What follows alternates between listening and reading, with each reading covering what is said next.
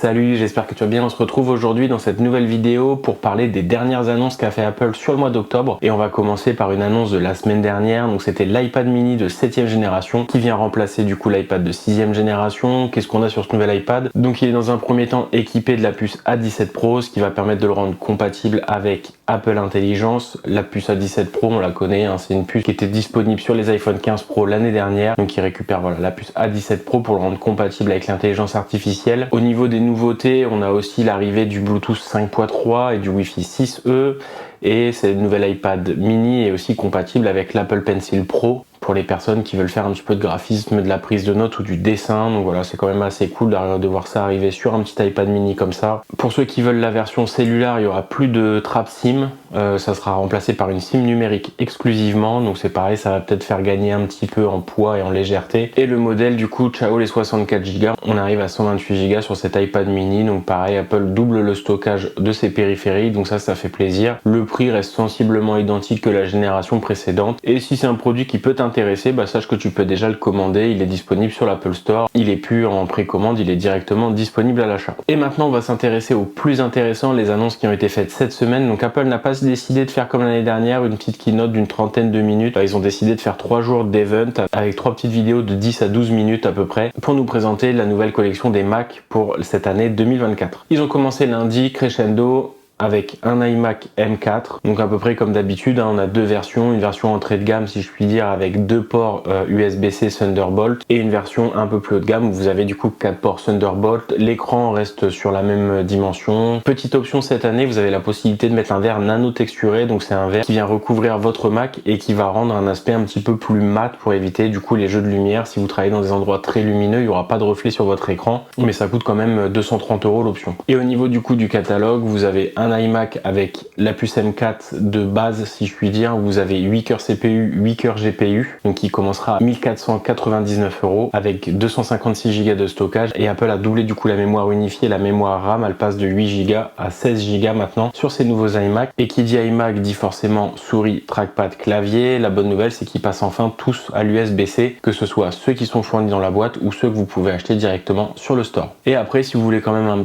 petit gap, un petit peu plus de performance, vous avez l'option à 1749 €. Celle-ci embarque les 4 ports Thunderbolt 4 avec une puce qui a 8 cœurs en CPU et 10 cœurs de GPU, donc une puce un petit peu plus développée pour le GPU. Apple a mis énormément en avant aussi le jeu vidéo du coup sur iMac, à voir ce que ça va donner dans la réalité. Donc premier jour, il nous présente la puce M4. Deuxième jour, on va parler de la M4 et de la M4 Pro avec le Mac Mini. Le Mac Mini qui fait son grand retour. Donc on est sur des dimensions qui vont s'approcher d'un Apple TV quasiment, hein. C'est assez petit, assez compact. Dans la présentation, Apple nous parle d'un carré qui ferait 5 pouces, donc ça fait à peu près 12,7 cm de long et de large. Donc quelque chose d'assez compact mais d'un petit peu plus haut, comme on peut voir sur le Mac Studio. Et donc la petite nouveauté, c'est que vous avez, contrairement à l'ancienne génération du Mac Mini, deux ports USB-C en façade et le port jack, donc c'est plutôt pratique. Pour les créatifs, vous branchez votre casque en façade, ça évite de repasser derrière. Et à l'arrière, on trouve les connectiques standards avec un port Ethernet, un port HDMI pour connecter votre écran et 3 ports USB-C Thunderbolt 4 avec la puce M4. Et donc les tarifs commencent à 699 € pour la version de base. Idem que sur l'iMac, Apple a décidé de doubler la mémoire vive, la mémoire RAM.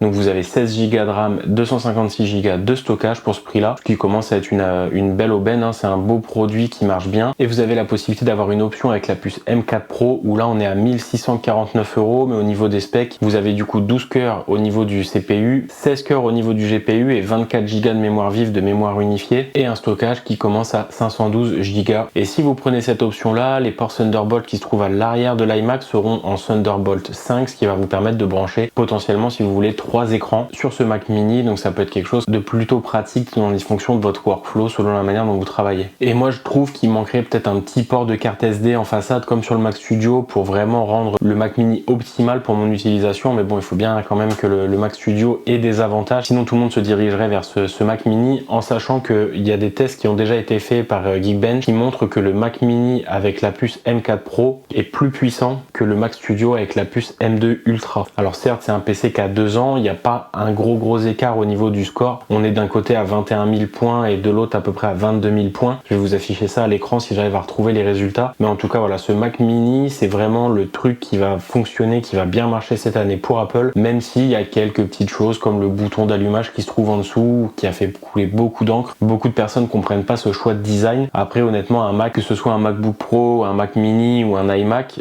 il est posé sur votre bureau, vous vous en servez, le MacBook Pro vous le claquez, le Mac Mini vous l'éteignez pas, vous éteignez votre écran, et l'iMac idem. Je connais très peu de personnes qui vont dans le petit menu de la pomme et qui font éteindre. La plupart font redémarrer quand il y a un problème. Et après, je pense que le bouton reste quand même tout à fait accessible, même si le Mac Mini est en fonctionnement et est branché. Et c'est vraiment le petit coup de cœur que moi j'ai eu cette année pour ce Mac Mini. Il est vraiment très sympa, les performances sont au top. Et moi je cherchais plus maintenant une station de travail fixe pour faire mes montages et faire mes vidéos. J'ai un iPad après pour faire de la prise de notes, des recherches, etc.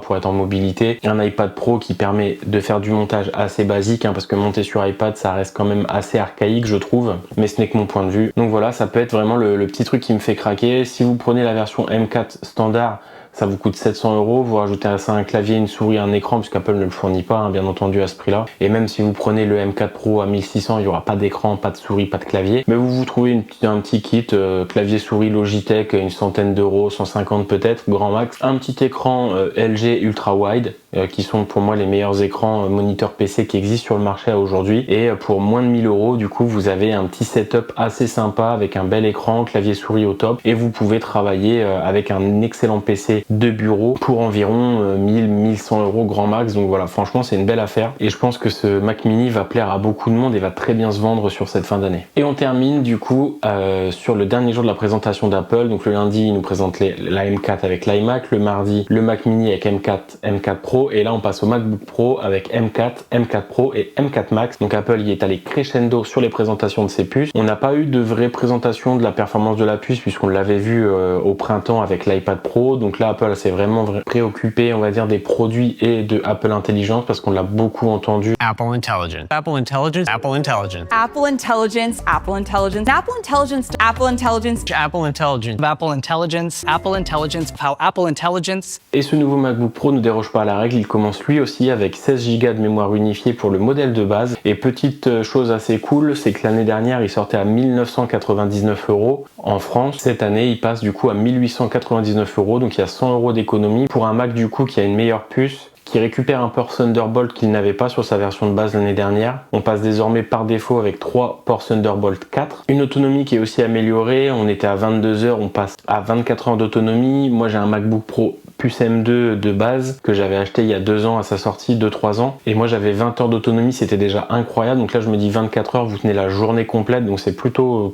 cool. La possibilité de mettre le verre nano texturé aussi en option, et du coup la caméra webcam qui passe sur une caméra de 12 mégapixels et qui va vous permettre le cadre centré, et également le Desk View. Donc Desk View ça a été présenté avec l'iMac et le MacBook Pro, et c'est une petite atout, une fonction que je trouve plutôt pas mal et j'ai pas encore compris comment ça marchait. En gros, vous faites un call avec quelqu'un et ça vous permet, grâce à la caméra de votre Mac ou d'iMac, de filmer votre plan de travail pour présenter ce que vous êtes en train de voir sur votre plan de travail, et en parallèle ça vous filme vous. Donc je sais pas trop comment ça marche, mais dans les présentations ça avait l'air d'être assez bluffant, donc hâte de tester ça pour voir un petit peu comment ça fonctionne. Et je trouve que c'est assez pratique et tout. C'est vrai qu'aujourd'hui la plupart des rendez-vous, des réunions, des choses comme ça se fait beaucoup en Google Meet, en visio. Donc pour les professionnels du coup qui font pas mal de calls, ça peut être assez intéressant de ce système de Desk View qu'Apple a mis en place. Et après, si vous êtes plus sur la partie M4 Pro ou M4 Max, là aussi on peut récupérer quelques économies, une centaine d'euros, puisque le MacBook Pro M4 Max était à 2005, on va dire, 2499 l'année dernière, il passe à 2399, donc il y a encore une économie de 100 €. Et à partir du modèle M4 Pro et M4 Max, vous bénéficiez des ports Thunderbolt 5 sur ces nouveaux MacBook Pro, donc des connectiques qui sont beaucoup plus puissantes que par le passé. Après, si vous avez un PC M3 Pro, M3 Max, je sais pas si ça vaut le coup d'en changer. Pour ceux qui ont un M2, il y a peut-être une réflexion à avoir.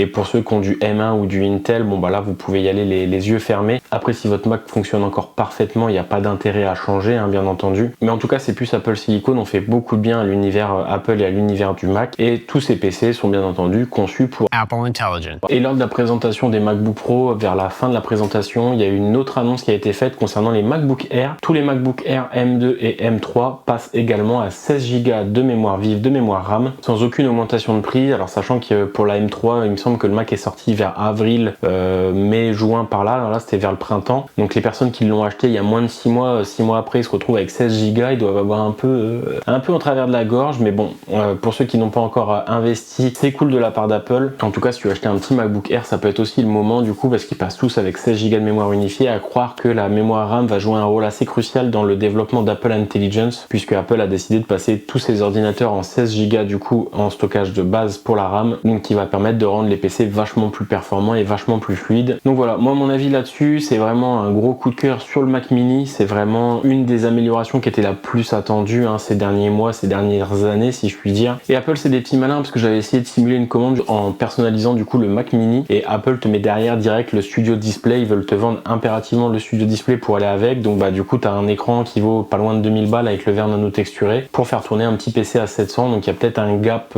un peu trop grand, surtout que tu peux trouver des écrans certes pas aussi qualitatifs, mais qui te proposent une qualité quand même plus que raisonnable par des prix que tu peux diviser par 8 voire 10. Donc mon avis là-dessus, sur les produits, forcément je les trouve tous aussi bons les uns que les autres. La puce M4 c'est quand même un sacré tournant pour Apple. Le fait de passer toute leur gamme de Mac en 16 Go de RAM, c'est quand même quelque chose aussi à noter, puisqu'Apple ils sont pas là normalement pour faire des cadeaux. Le fait qu'on passe à 16 Go de mémoire unifiée sur tous les produits sans augmentation de prix, après ils se sont gavés pendant des années aussi sur le dos des utilisateurs, des consommateurs en restant en 8 Go. Donc le fait de passer en 16 Go sans augmentation de prix, ça fait plaisir. Et même si les prix n'ont pas bougé aux États-Unis, pour nous en France, on a quand même des prix voilà, qui sont un petit peu moins chers, entre 50 et 100 euros en fonction des produits. Donc ça fait plaisir. Pour ceux qui veulent acheter éventuellement des MacBook Air, je vous conseillerais d'attendre un petit peu, puisqu'on va arriver sur la fin novembre. Fin novembre aux États-Unis, c'est les Black Friday. Ça commence à se démocratiser de plus en plus chez nous en Europe depuis 4-5 ans. Et sur des plateformes type Amazon, Cdiscount et autres, vous aurez peut-être la possibilité de faire des belles économies sur vos MacBook Air, puisque ça fait un petit moment qu'ils sont sortis. Pour tous les autres produits, iMac, Mac Mini et MacBook Pro, je pense pas que vous puissiez trouver des économies sur Amazon à peine un mois après la sortie. Donc ça sera plus pour les utilisateurs de MacBook Air.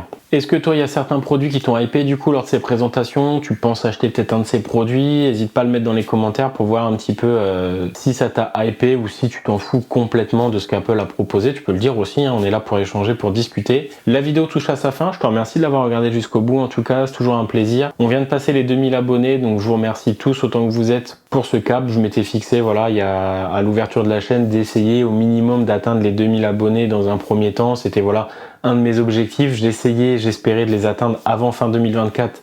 C'est chose faite. Donc merci à vous tous en tout cas pour le soutien, pour la force que vous me donnez pour continuer. On va se retrouver très bientôt pour une prochaine vidéo. C'était Cyril sur la chaîne Contrôle Bu. Je te dis à très bientôt. Salut.